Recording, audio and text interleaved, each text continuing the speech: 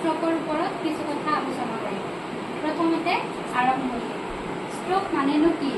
Stroke হৈছে এইটো এটা এনেকুৱা ঘটনা য'ত আমাৰ মগজুৰ কিছু এটা অংশত তাত যিমান পৰিমাণৰ অক্সিজেন পাব লাগে সিমান পৰিমাণৰ অক্সিজেন নাপায়, তাৰ ফলত আমাৰ কোষবোৰ মৰি যায়, তাৰ ফলত ষ্ট্ৰোক হ'ব পাৰে। এতিয়া আমি জানো আহক ষ্ট্ৰোকৰ কিছুমান ভাগবোৰ। ষ্ট্ৰোকৰ দুটা ভাগ আছে, এটা হৈছে ইস্কেমিক ষ্ট্ৰোক আৰু এটা হেমৰেজিক ষ্ট্ৰোক। প্ৰথমতে জানো আহক ইস্কেমিক ষ্ট্ৰোক। ইস্কেমিক ষ্ট্ৰোকত ইয়াত কি হয়, যেতিয়া আমাৰ তেজৰ নলিকাবোৰ থাকে তাত তেজৰ নলিকাবোৰ তেজ গোট মাৰে আৰু তেজ গোট মাৰাৰ ফলত অক্সিজেন চলাচল বন্ধ হৈ যায়, তাৰ ফলত কোষবোৰ মৰি যায়। সেইকাৰণে এই ইস্কেমিক ষ্ট্ৰোকটো হ'ব পাৰে। দ্বিতীয়তে হেমৰেজিক ষ্ট্ৰোক। হেমৰেজিক ষ্ট্ৰোকটো উচ্চ ৰক্তচাপৰ ফলত হয়, যাৰ ফলত তেজৰ নলিকাবোৰ ফাটি যায় আৰু ইয়াত ৰক্তক্ষৰণ হয় আৰু তেজ চলাচল হোৱাত বন্ধ হৈ পৰে। গতিকে ইয়াৰ ফলত এই হেমৰেজিক ষ্ট্ৰোকটো হয়। এতিয়া আমি জানো আহক ষ্ট্ৰোকটো কি কি কাৰণত হ'ব পাৰে। প্ৰথমতে হাৰ্ট এটাক। হাৰ্ট এটাক হ'লেও আমাৰ ষ্ট্ৰোক হ'ব পাৰে, কিয়নো যেতিয়া হাৰ্ট এটাক হয় আমাৰ হাৰ্টত যিবোৰ তেজৰ নলিকা আছে তাত তেজ গোট মাৰে, গোট মাৰাৰ ফলত অক্সিজেন ভালদৰে পাছ হ'ব নোৱাৰে, তাৰ ফলত ষ্ট্ৰোক হ'ব পাৰে। দ্বিতীয়তে উচ্চ ৰক্তচাপ। যেতিয়া আমাৰ ব্লাড প্ৰেছাৰ লেভেলটো আমাৰ কণ্ট্ৰলত নাথাকে, যেতিয়া নিয়ন্ত্ৰণত নাথাকে, তাৰ ফলতো আমাৰ ষ্ট্ৰোক হ'ব পাৰে। গতিকে আমি ব্লাড প্ৰেছাৰ লেভেলটো আমি ডেইলি চেক কৰি থকাটো অতিকৈ প্ৰয়োজন, যাতে আমি ষ্ট্ৰোকৰ পৰা হাত সাৰি থাকিব পাৰোঁ। তৃতীয়তে এথেৰস্ক্লেৰ'চিছ। এইটো হৈছে এনেকুৱা এটা বেমাৰ য'ত আমাৰ তেজৰ নলিকাবোৰত চৰ্বি জমা হয়। চৰ্বি জমা হোৱাৰ ফলত আমাৰ ব্লাড চলাচল তেজ যিটো চলাচল হ'ব লাগে সেইটো আমাৰ হ'ব নোৱাৰে, তাৰ ফলত ষ্ট্ৰোক হ'ব পাৰে। এতিয়া আমি জানো আহক ষ্ট্ৰোক হোৱাৰ সম্ভাৱিত কাৰণসমূহনো কি কি। ষ্ট্ৰোক হ'বলৈ সম্ভাৱিত কাৰণ দুটা ধৰণৰ আছে, এটা হৈছে পৰিৱৰ্তনশীল কাৰণ আৰু এটা হৈছে অপৰিৱৰ্তনশীল কাৰণ। প্ৰথমতে জানো আহক পৰিৱৰ্তনশীল কাৰণসমূহনো কি কি। প্ৰথমতে হ'ল উচ্চ ৰক্তচাপ।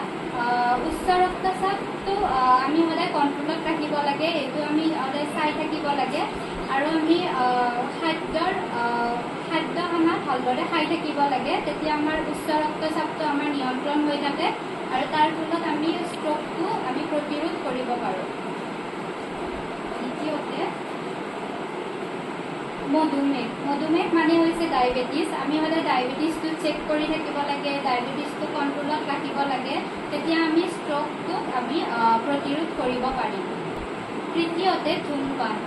আমি জানো যে ধূমপান, মদ্যপান এইবোৰ আমাৰ দেহৰ কাৰণে অতিকৈ অপ্ৰয়োজনীয়, গতিকে আমি ধূমপানটো আমি এৰাই চলিব লাগে, তেতিয়া আমি ষ্ট্ৰোকক আমি প্ৰতিৰোধ কৰিব পাৰিম। চতুৰ্থতে মদ্যপান। আমি ধূমপান মদ্যপানটো মই অলৰেডি ক'লোৱে যে আমাৰ দেহৰ কাৰণে এইটো অপ্ৰয়োজনীয়, অদৰকাৰী, গতিকে আমি ধূমপান আৰু মদ্যপানটো সদায় বৰ্জন কৰিব লাগে, তেতিয়া আমি ষ্ট্ৰোকৰ পৰা হাত সাৰি থাকিব পাৰিম।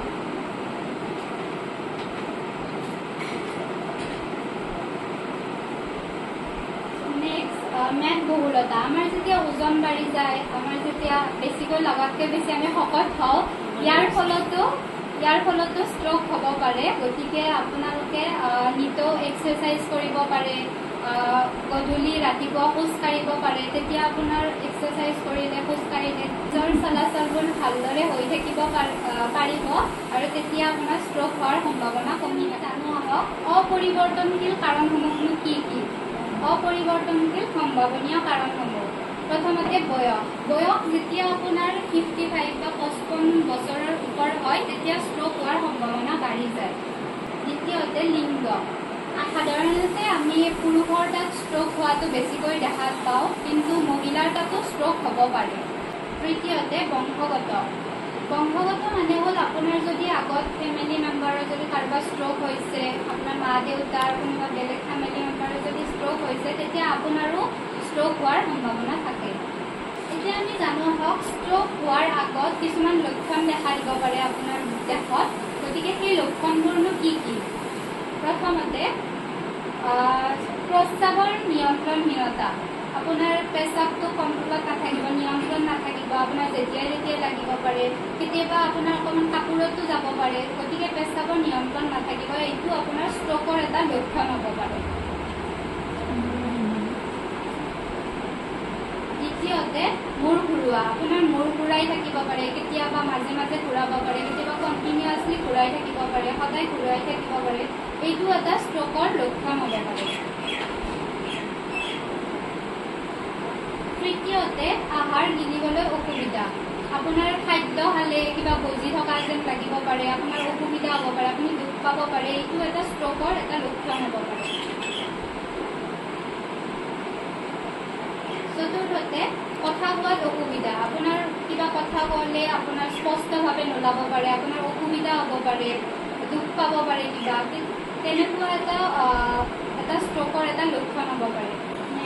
কাণত শব্দ হোৱা। আপোনাৰ মাজে মাজে কাণত জিনজিননি শব্দ হ'ব পাৰে, বহু সময় ধৰি হৈ থাকিব পাৰে, এইটো এটা ষ্ট্ৰকৰ লক্ষণ। বমি হোৱা। আপোনাৰ বমি বমি লাগি থাকিব পাৰে, বমি হ'ব পাৰে, তেনেকুৱা হ'লেও এইটো এটা ষ্ট্ৰকৰ লক্ষণ হ'ব পাৰে। ষ্ট্ৰক নহ'বৰ কাৰণে, ষ্ট্ৰকটোক আমি প্ৰতিৰোধ কৰিবলৈ আমি কি কি খাদ্য খানা খাব লাগে?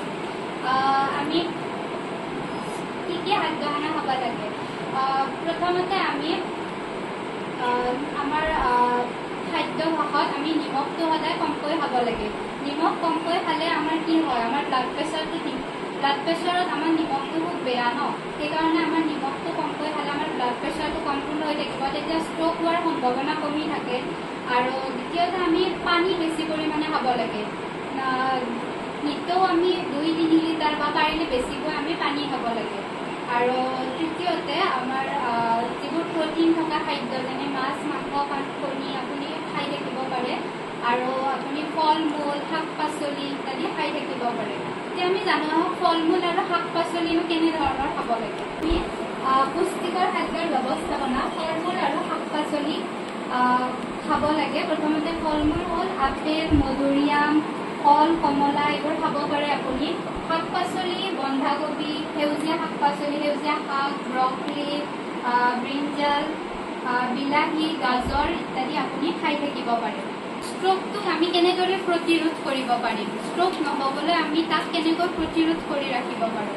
প্ৰথমতে উচ্চ ৰক্তচাপ হ্ৰাস কৰা। আপুনি ব্লাড প্ৰেছাৰটো হ্ৰাস কৰিবলৈ চেষ্টা কৰিব লাগিব, তাক সদায় চেক কৰি থাকিব লাগিব। ব্লাড প্ৰেছাৰ আপুনি নিয়ন্ত্ৰণত ৰাখিব লাগিব, তাৰ কাৰণে আপুনি খাদ্যভাসত আপুনি নিমখ কমকৈ খাব লাগিব, আপুনি পানী বেছিকৈ খাব লাগিব, আৰু খোজ কাঢ়িব লাগিব, তেতিয়া আপোনাৰ ব্লাড চলাচলবোৰ ভালদৰে হৈ থাকিব, তাৰ ফলত আপোনাৰ ষ্ট্ৰক হোৱাৰ সম্ভাৱনা কমি থাকে। দ্বিতীয়তে ধূমপান আৰু মদ্যপান বৰ্জন। আপুনি পৰালৈকে আমাৰ দেহৰ কাৰণে যিহেতু এই ধূমপান আৰু মদ্যপান অপ্ৰয়োজনীয়, অদৰকাৰী, গতিকে এই ধূমপান আৰু মদ্যপান আপুনি পৰালৈকে বৰ্জন কৰি চলিব লাগিব। আমি দৈনন্দিন ব্যায়াম কৰিব লাগিব। ব্যায়াম কৰিলে কি হয়? আমাৰ ব্লাড চাৰ্কুলেশ্যন, ব্লাডবোৰ ভালদৰে আমাৰ চলাচল হৈ থাকিব, তাৰ ফলত কি হ'ব? আমাৰ ষ্ট্ৰক হোৱাৰ সম্ভাৱনা কমি থাকে।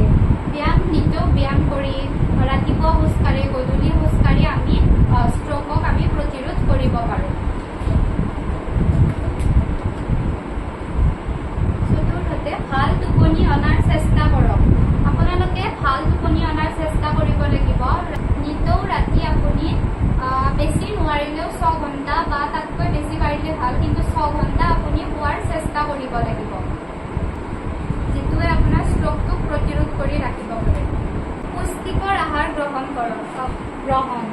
আমি পুষ্টিকৰ খাদ্য খাই থাকিব লাগিব, শাক পাচলি, ফল মূল, দৈনন্দিন আমি পানী বেছি পৰিমাণে খাব লাগিব। গতিকে আমি পুষ্টিকৰ খাদ্য আমি খাই থাকিব লাগিব, যিটোৱে আমাক ষ্ট্ৰকক প্ৰতিৰোধ কৰাত সহায় কৰে।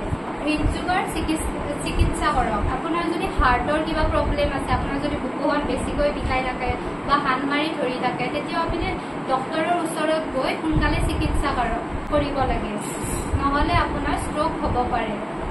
আৰু হৃদৰোগৰ চিকিৎসা এইটো যেতিয়া আপুনি ডক্তৰৰ তাত যাব, তেতিয়া ভালদৰে আপুনি হৃদৰোগৰ চিকিৎসা কৰিব, যিটোৱে আপোনাৰ ষ্ট্ৰকটো প্ৰতিৰোধ কৰি ৰাখিব পাৰে। মধুমেহ নিয়ন্ত্ৰণ কৰক। আপোনাৰ ডায়েবেটিছটো সদায় নিয়ন্ত্ৰণত ৰাখিব লাগিব। ডায়েবেটিছ আপুনি দিনটোত সদায় চেক কৰিব লাগিব আৰু ডায়েবেটিছ নহ'বলৈ আপুনি আপোনাৰ খাদ্যাভ্যাসত চুগাৰ লেভেলটো আপোনাৰ চেনি কম পৰিমাণে খাব লাগিব আৰু ডায়েবেটিছটো যেতিয়া আপুনি কণ্ট্ৰলত ৰাখিব আপোনাৰ ষ্ট্ৰ'ক হোৱাৰ সম্ভাৱনা কমি থাকে।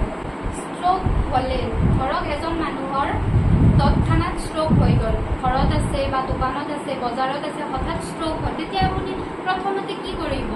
প্ৰাথমিক চিকিৎসা মানে আপুনি প্ৰথমতে আপুনি মানুহজনক কি কৰিব? হঠাৎ তৎক্ষণাৎ ডক্টৰৰ তাত লৈ যাব নোৱাৰে ন, আপুনি হঠাৎ কি কৰিব?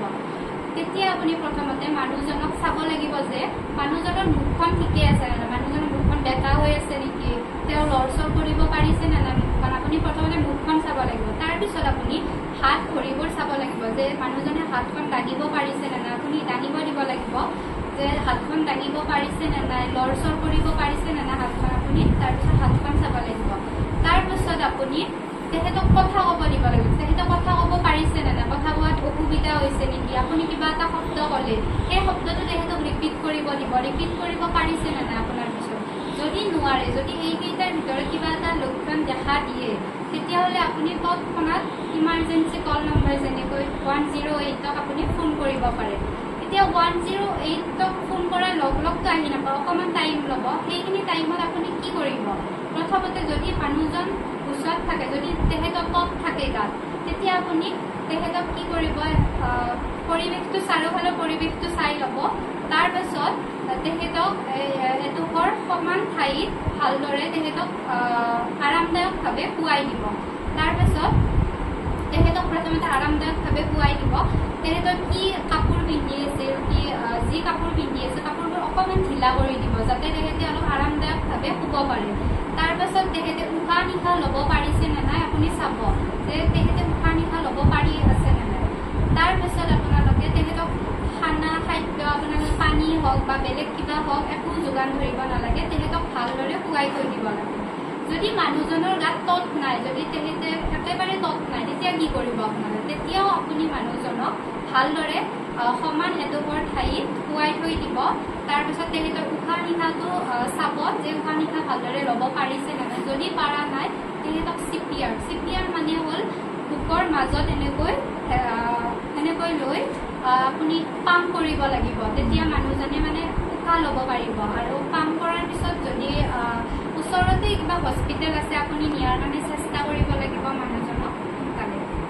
আজি মই আপোনালোকক ষ্ট্ৰ'কৰ বিষয়ে এইখিনিয়ে ক'লোঁ। বুজি পাইছেনে ককা? বুজি পাইছে?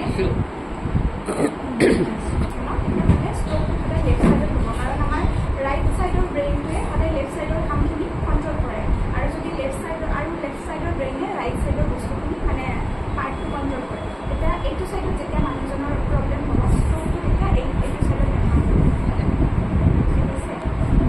দেখিব যে মানুহজনৰ যদি ষ্ট্ৰ'ক হৈছে অপজিট চাইডত ভৰিখন নচলা হ'ব বা হাতখনহে নচলা হ'ব, মুখৰ এইটো চাইড বেকা হৈ যাব পাৰে বা চকু এটা মানে লৰচৰ কৰিব নোৱাৰিব পাৰে, মুখেৰে এইটো চাইডেৰে ভালকৈ কথা ক'ব নোৱাৰিব পাৰে তেওঁ, তো সেইবিলাক বস্তু দেখা পাব। আৰু লগতে খাদ্যবিলাক তাই ক'লেই অলৰেডি সেউজীয়া শাক পাচলি খাব লাগে, আমি মাছ মাংস এইবিলাক খাব পাৰোঁ, কিন্তু তাৰ ভিতৰত মাছ মাংস বুলি ক'লে আমি সকলোবিলাক খাব নালাগে। মাছ মাংসৰ ভিতৰত আমি মাছ খালে ধৰক লোকেল মাছ খাব পাৰে, চালানী মাছটো আমি বৰ্জন কৰিব লাগে কাৰণ তাত তেল থাকে বহুত বেছি পৰিমাণত। আৰু মাংস খালেও আমি মাংসৰ ছাল যিটো থাকে সেই ছালটো খাব নালাগে।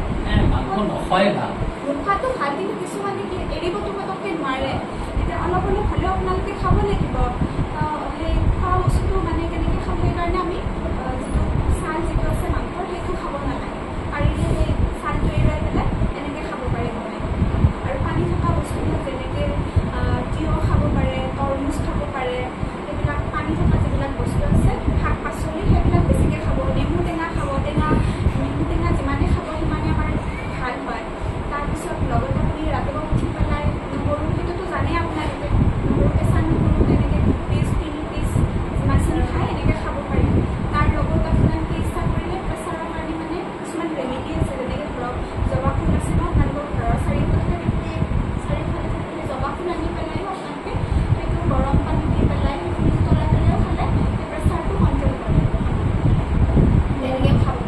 অভাৱবোৰ